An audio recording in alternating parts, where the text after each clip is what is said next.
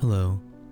I suffer from obsessive compulsive disorder, which is an anxiety disorder in which people have unwanted and repeated thoughts, feelings, ideas, or behaviors.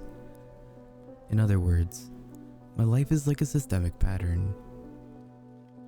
But yesterday, I experienced a flaw in my own system. I awoke that morning in my lakeside home, promptly at 6:45 a.m., as I do every morning. Before leaving my bedroom, I made sure to touch the doorknob 3 times.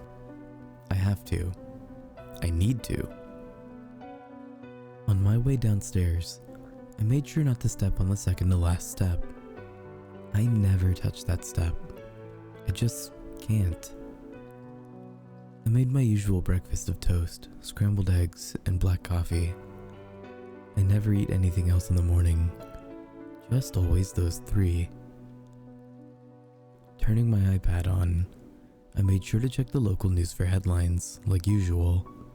But today, something was missing. I couldn't place my finger on it. Did I forget something? The strange feeling lingered with me all the way to my car. On my way out the front door, I made certain to lock the door, then unlock it, and lock it again. Driving to work, I couldn't help but feel like a part of me was missing. What did I miss? How could I have possibly have missed it? I hoped that the feeling would surpass while at work that day. It didn't. It stayed with me for 12 whole hours. I left the office at around 6:45 p.m. to head back home. About 25 minutes into my commute, I stopped for a red traffic light at the intersection of Marbury and Westway. But as the light turned from red to green, I couldn't help but feel the strange sensation again. The only other person near me was the man driving behind me.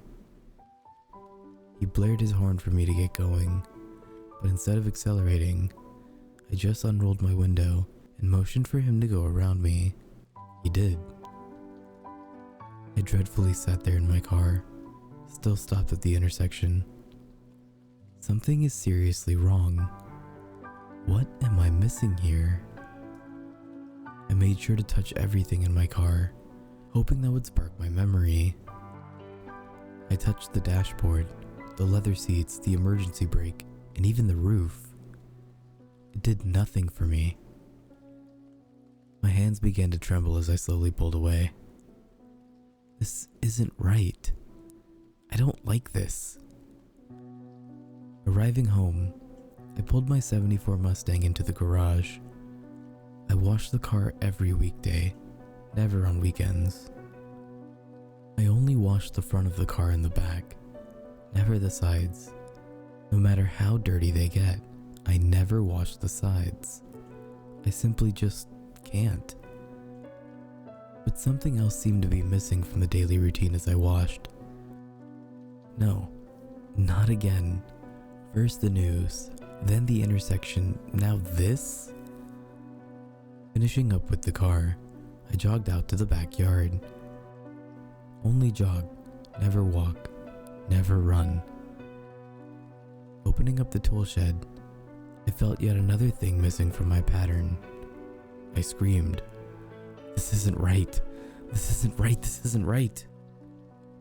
I stumbled out of the shed and gazed out at the lake. It always seemed to calm me when my anxiety got out of control. But tonight, all I wanted to do was sleep. I needed to finish this day. The next morning, I awoke at 6:45 a.m., touched the doorknob 3 times, made sure to not step on the second to last step on my way to the kitchen. I prepared toast, scrambled eggs, and black coffee. I turned on my iPad, browsed the local news.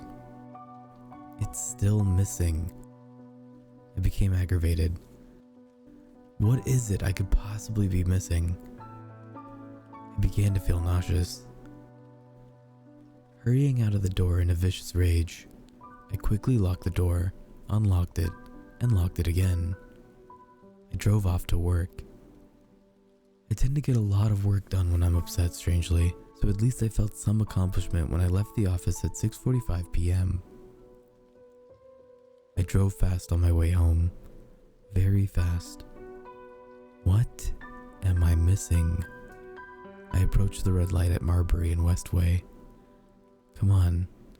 Think. A man was walking in the middle of the intersection, on his way to the other side. Why can't I remember? The man's head spun as he noticed my Mustang coming straight for him at 85 miles per hour. I noticed him too. A wave of horror crossed my face as I watched him dive to one side. I swerved into that same direction. A loud clunk was made as I crushed the man underneath my vehicle. Oh God. Jumping out of my car, I hesitated on what to do. He lay there writhing in agony, making horrendous guttural wails. I popped open the trunk to my Mustang, lifted the screaming man, and heaved him in. I drove.